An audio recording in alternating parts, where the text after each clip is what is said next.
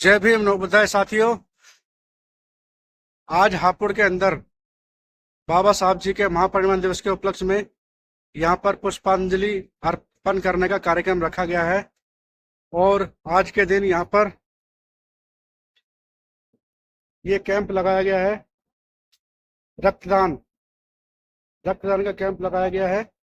आप देख सकते हैं कि यहाँ पर अंदर रक्तदान किया जा रहा है।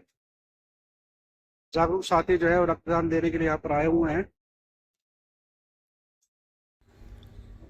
बाबा साहब जी को कैंडल जलाकर पुष्प अर्पित किया जा रहा है। आप देख सकते हैं बहुत ही अच्छा प्रोग्राम रखा हुआ है हापुड़ के अंदर। और हमारे साथी हमारे साथ दिल्ली से चलकर गए, वह भी पुष्प अर्पित कर रहे हैं, कैंडल जलाकर बाबा साहब को आदरांजलि अर्पित कर रहे हैं। और इस प्रोग्राम का नाम शोक सभा नहीं, सोच सभा रखा गया है, क्योंकि हमें सोचने का विषय है कि हम हर साल सिर्फ बाबा साहब जी को कैंडल जलाकर पुष्प अर्पित कर माल्यार्पण करके बस चुप बैठ जाते हैं। और हमारे युवा वो दूसरे रास्ते पर जा रहे हैं। युवाओं को बाबा साहब की विचारधारा अपनाकर बागडोर अपने हाथ में लेनी चाहिए, क्योंकि युवा ही बाबा साहब की विचारधारा को आगे बढ़ा सकता है। आप देख सकते हैं पंडाल के अंदर खचाखच भरा हुआ है और यहाँ पर बैठने के लिए जगह भी नहीं है, लोगों के लिए खड़े हुए हैं। अंदर ये प्रोग्राम चल रहा है। आपको अंदर के प्रोग्राम की रूपरेखा दिखाई जा रही है। बाबा साहब जी हमारे लिए वो शख्सियत थे जिन्होंने हमारे को ज़मीन से आसमान तक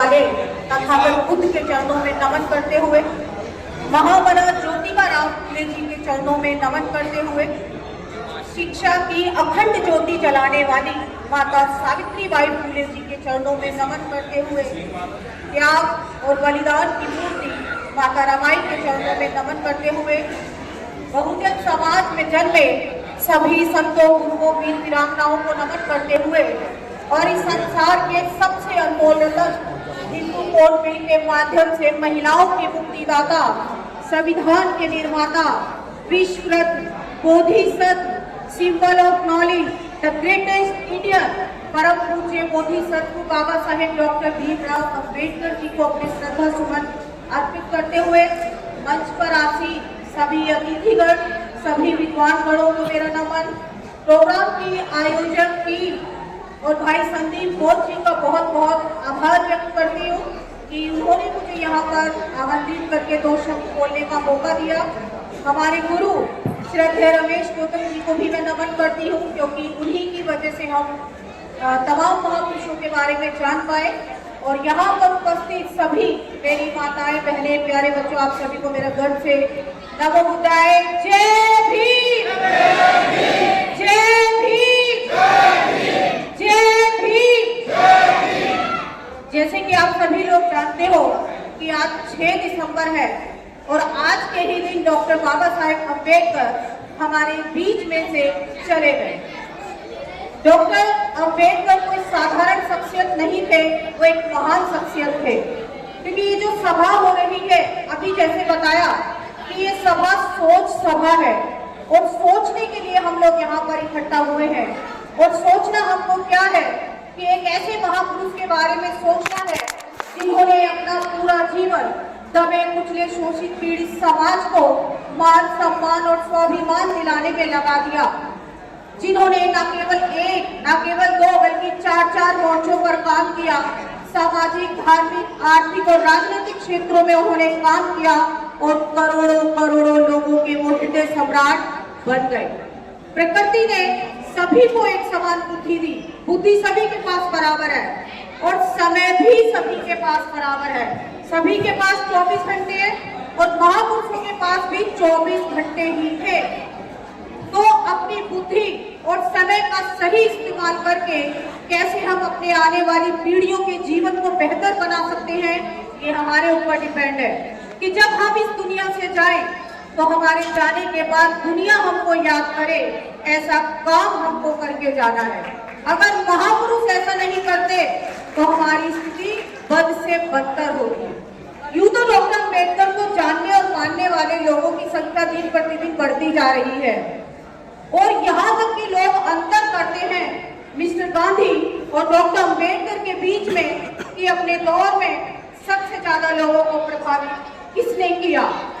उस समय की सरकार से लेकर और आज की वर्तमान सरकार को डॉक्टर अम्बेडकर के विचारों से कोई लेना देना नहीं, क्योंकि इसी परिप्रेक्ष्य में सरकार ने कुछ इमारतें तो डॉक्टर अम्बेडकर के नाम की बना दी, लेकिन उसके पीछे भी राजनीति थी। उसके पीछे श्रद्धा तो कम थी और राजनीति ज्यादा थी। बाबा साहेब का परिनिर्वाण दिल्ली में हुआ, लेकिन उनका अंतिम संस्कार दिल्ली में नहीं होने दिया गया। दिल्ली तब भी देश की राजधानी थी और दिल्ली आज भी देश की राजधानी है। आखिर क्यों? क्योंकि कहा जाता है उस समय बड़ा चेहरा थे पंडित जवाहरलाल नेहरू, और होते भी क्यों ना, क्योंकि देश के प्रधानमंत्री थे। ये कहा जाता है कि पंडित जवाहरलाल नेहरू 26 अलीपुर रोड पर तब तक रुके रहे जब तक बाबा साहेब का पार्थिव शरीर विशेष विमान से दिल्ली से मुंबई के लिए रवाना नहीं हो गया। ये वो दौर था जब पंडित जवाहरलाल नेहरू की मर्जी के बिना एक पत्ता तक नहीं हिलता था। कहा जाता है कि मिस्टर गांधी की समाधि दिल्ली में होने की वजह से बाबा साहेब का अंतिम संस्कार दिल्ली में नहीं करने दिया गया। सोचिए, बाबा साहेब के अनुयायियों को सामने रखकर सोचिए कि अगर बाबा साहेब का अंतिम संस्कार दिल्ली में होता तो 6 दिसंबर का नजारा क्या होता। संविधान निर्माता का अंतिम संस्कार दिल्ली में नहीं करने दिया ताकि उसके सामने मिस्टर गांधी या तमाम नेताओं की जो स्मृतियां हैं, जो वहां पर जो बनी हुई है, उनकी आभा, उनकी चमक फीकी ना पड़ जाए। डॉक्टर अम्बेडकर अगर दिल्ली में होते तो वो देश की सत्ता को हमेशा चुनौती देते और उनके मानने वाला जो लोग हैं, जो उनके अनुयायी हैं, वो सिर्फ अपने ही पुरोधा को मानते, बाकी किसी और को नहीं मानते। इसीलिए उस समय की डरी हुई सरकार ने, जो डॉक्टर अम्बेडकर के विचारों से डरती थी, जो डॉक्टर अम्बेडकर के योगदान से डरती थी, उन्होंने ये डिसीजन लिया कि डॉक्टर अम्बेडकर को दिल्ली से दूर रखा जाएगा। डॉक्टर अम्बेडकर किसी परिचय के मोहताज नहीं है। उनके नाम और उनके काम को पूरी दुनिया जानती है। बाबा साहेब जो भूखे थे उनके लिए वो रोटी बने, जो प्यासे थे उनके लिए वो पानी बने, और जिस वर्ण व्यवस्था ने हमें सदियों से अंधा बना रखा था उसके लिए वो ज्ञान की ज्योति बने। ऐसा व्यक्तित्व रहा डॉक्टर बाबा साहेब अम्बेडकर का। देखिए, बाबा साहेब के बहुत सारे आलोचक आपने सुने होंगे, लेकिन उनमें से कुछ आलोचक ये कहते थे कि जीवित अम्बेडकर इतना खतरनाक नहीं था जितना मरने के बाद हो गया। जानते हो क्यों? क्योंकि बाबा साहेब के विचारों में वो ऊर्जा है, वो ताकत है कि भले ही आर्थिक स्थिति कितनी भी खराब हो, वो घर में चैन से बैठ नहीं सकता। अगर कोई अंधा भी होगा और वो भी डॉक्टर अम्बेडकर के विचारों को सुन ले तो वो देखने लग जाता है। कोई लंगड़ा भी होगा तो वो तोड़ने लग जाता है, और कोई गूंगा भी होगा तो वो बोलने लग जाता है। ऐसा व्यक्तित्व डॉक्टर बाबा साहेब अम्बेडकर के विचारों में। हम सभी लोग जानते हैं कि जब बाबा साहेब इस दुनिया से गए तो कई हजार रुपए का कर्ज बाबा साहेब के ऊपर था, जबकि बाबा साहेब राज्यसभा के मेंबर थे, लेबर मंत्री थे, कॉलेज के प्रिंसिपल थे। तमाम पदों पर रहने के बावजूद भी बाबा साहेब पे कर्ज होना ये सोचने वाली बात है। बाबा साहेब ने जितना भी कमाया वो सिर्फ जन कल्याण के लिए उन्होंने लगा दिया। लेकिन जिस देश में डॉक्टर अम्बेडकर ने जन्म लिया उस देश के लोग आज भी डॉक्टर अम्बेडकर की कीमत को नहीं जानते। कीमत अगर जाननी है तो संसार के सभ्य, जागरूक और बुद्धिजीवी लोगों से पूछिए कि डॉक्टर अम्बेडकर कौन है। वियतनाम के जो विदेश मंत्री भारत के दौरे पर आते हैं तो यहाँ पर अफसर अधिकारी उन्हें पहले मिस्टर गांधी की समाधि पर ले जाते हैं और फिर पंडित जवाहरलाल नेहरू की समाधि पर। तो विदेश मंत्री पूछते हैं कि डॉक्टर अम्बेडकर की समाधि कहाँ पर है, तो वो कहते हैं कि वो तो मुंबई दादर चैत्य भूमि पर है। वो फ्लाइट से मुंबई जाते हैं और वहां पर जाकर बाबा साहेब की समाधि पे नमन करते हैं और उस समाधि के चारों तरफ की मिट्टी उठाकर अपने बैग में भर रहे होते हैं। पत्रकार उनसे सवाल करता है कि आप इस मिट्टी का क्या करोगे, तो वो कहता है कि इस मिट्टी को ले जाकर मैं अपने देश की मिट्टी में मिला दूंगा ताकि एक डॉक्टर अम्बेडकर मेरे देश में पैदा हो। ऐसा व्यक्तित्व रहा डॉक्टर बाबा साहेब अम्बेडकर। आज हम सभी लोग यहाँ पर इकट्ठा हुए हैं बाबा साहेब को आदरांजलि देने के लिए। क्या आदरांजलि देने का मतलब सिर्फ गले में माला और उनके सामने मोमबत्ती और दीपक जलाना और बात खत्म? क्या यही है आदरांजलि? बताइए। मुझे नहीं लगता कि ये आदरांजलि है, क्योंकि कोई भी महापुरुष ये नहीं चाहेगा कि उन्हें आदरांजलि इस तरीके से दी जाए, क्योंकि वो ये चाहेंगे कि जिस काम को करने में हमने अपना पूरा जीवन लगा दिया, जिस व्यवस्था परिवर्तन के लिए हमने अपने 4-4 बच्चे कुर्बान किए, अपनी पत्नी बच्चे पूरा ऐशो आराम हमने सब कुछ खत्म कर दिया, हमारे मानने वाले, हमारे अनुयायी हमारे उस कार्य को आगे बढ़ाए, तो ही बाबा साहेब को सच्ची आदरांजलि हो सकती है। अदरवाइज आएंगे और माला चढ़ा देंगे, मोमबत्ती जलाएंगे, वो आदरांजलि नहीं है। तो बाबा साहेब के सपनों को अगर हम लोगों को साकार करना है तो उनके बताए मार्ग पर हम लोगों को चलना होगा, क्योंकि महापुरुषों से सीखने के लिए हमारे पास बहुत सारी बातें हैं। महापुरुषों से हमें प्रेरणा मिलती है कि कैसे हम विपरीत परिस्थितियों में रहकर डटे रह सकते हैं और अपने लक्ष्य को पा सकते हैं। अगर मैं बाबा साहेब की बात करती हूँ तो डॉक्टर अम्बेडकर के साथ बचपन से ही छुआछूत और भेदभाव किया गया, लेकिन उन्होंने पढ़ना नहीं छोड़ा।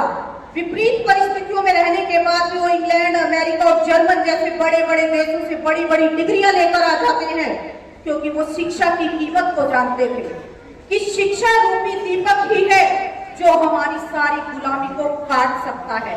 डॉक्टर अम्बेडकर ने जो इतिहास बदला वो अपने ज्ञान के बल पर बदला। तो सबसे पहले हमें शिक्षा लेकर शिक्षित होना है और लोगों को जागरूक करना है। शिक्षित होने का मतलब यही है जो सही को सही कहे और गलत को गलत कहे, अदरवाइज बहुत सारे लोग शिक्षा लेकर घूम रहे हैं।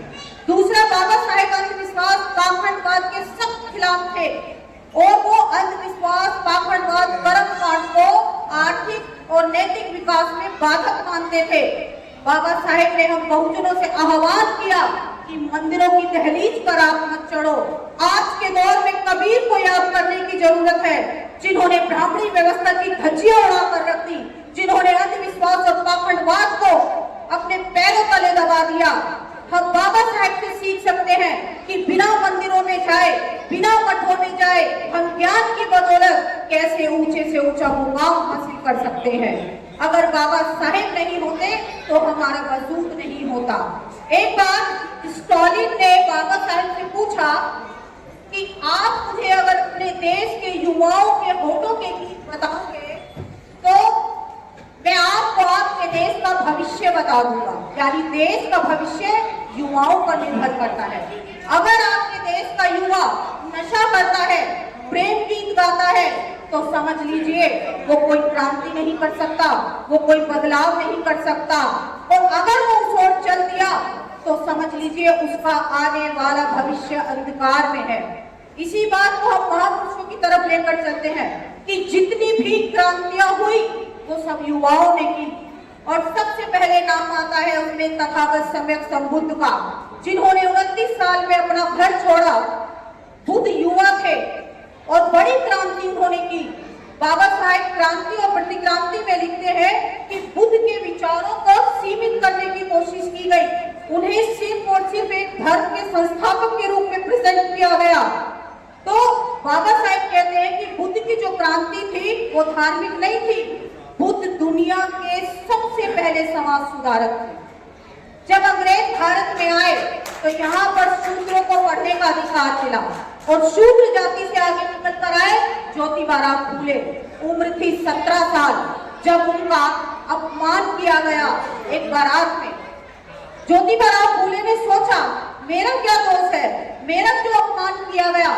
चंद मुट्ठी भर लोगों ने ये व्यवस्था बनाई है और अपने फायदे के लिए, तो वो क्या करते हैं कि मुझे ऐसी व्यवस्था में नहीं रहना, मुझे इस व्यवस्था में नहीं रहना, मुझे व्यवस्था परिवर्तन करनी है, मुझे व्यवस्था परिवर्तन करनी है। वो 17 साल का युवक सोच रहा था, वो शिक्षित हुए और अपने साथ साथ अपनी पत्नी माता सावित्रीबाई फुले को शिक्षित किया। जब सावित्रीबाई फुले बच्चों को पढ़ाने जाती थी तो उनकी उम्र थी 17 साल और जब ज्योतिबा राव फुले ने पहला स्कूल खोला उनकी उम्र थी 21 साल। 17 साल 21 साल का युवा सोच रहा था। ये बच्चों ने नहीं सोचा, ये युवा बुजुर्गों ने नहीं सोचा, ये युवाओं ने सोचा। उसके पास मूवमेंट आई छत्रपति साहू जी महाराज के हाथों में। वो 20 साल के थे। उन्होंने जन कल्याणकारी फरमान जारी किए, रिजर्वेशन उन्होंने दिया, एजुकेशन उन्होंने फ्री करवाई और वो व्यवस्था परिवर्तन के लिए उन्होंने काम किया। उसके बाद मूवमेंट आई डॉक्टर बाबा साहेब अम्बेडकर के हाथों में। उम्र थी 25 साल। जब अमेरिका की कोलंबिया यूनिवर्सिटी में पढ़ने गए तो संशोधन का विषय वहां पर लिया और संशोधन का विषय लिया। उनकी सोच का दायरा देखिए और हमारी सोच का दायरा देखिए। तो इस देश में जितनी भी क्रांतियां हुई है वो युवाओं ने की है। तो युवाओं को आगे आना होगा मिशन मूवमेंट से, क्योंकि बिना युवाओं के इस देश में कोई भी बदलाव नहीं हो सकता। दूसरा, इस देश की जो 50% की आबादी है वो महिलाओं की है। महिलाएं कहाँ है, कहाँ दिख रही है महिलाएं? बाबा साहेब ने सबसे ज्यादा विश्वास हम महिलाओं पर किया, लेकिन सबसे ज्यादा धोखा देने का काम हम महिलाएं कर रही है। महिलाएं कितनी ताकतवर हैं, महिलाएं कितनी पावरफुल हैं, ये महिलाएं आज भूल गई हैं। क्योंकि एक महिला 9 महीने अपने पेट में एक बच्चे को रखती है। जब बच्चे को जन्म देती है तो जिंदगी और मौत के बीच में होती है, लेकिन फिर भी अपने सपूत को जन्म देती है। वो महान इसीलिए भी है क्योंकि वो एक ऐसे वारिस को पैदा करती है जो दुनिया में कुछ भी कर सकता है। उसकी गोद में, उसकी कोख में इस देश का भविष्य होता है। लेकिन आज महिलाएं मानसिक रूप से गुलाम बनी हुई है। वो पाखंडवाद, कर्मकांड, त्योहार, व्रत, पूजा पाठ में उलझ कर रह गई और अपनी ताकत को भूल गई। बाबा साहेब ने कहा था नागपुर की महिलाओं को ललकारते हुए कि माँ मैंने तेरी कोख से जन्म लिया, इसीलिए मैं अपमानित होता हूँ। आपकी ये कोख कोई साधारण कोख नहीं है, ये एक महान कोख है। लेकिन हम लोग अपनी ताकत को भूल गए हैं। जब तक महिलाएं आगे नहीं आएंगी कोई भी आंदोलन हमारा सफल नहीं हो सकता। आप देखिए कि जब बाबा साहेब आंदोलन कर रहे थे, चाहे वो पहाड़ का आंदोलन हो या नासिक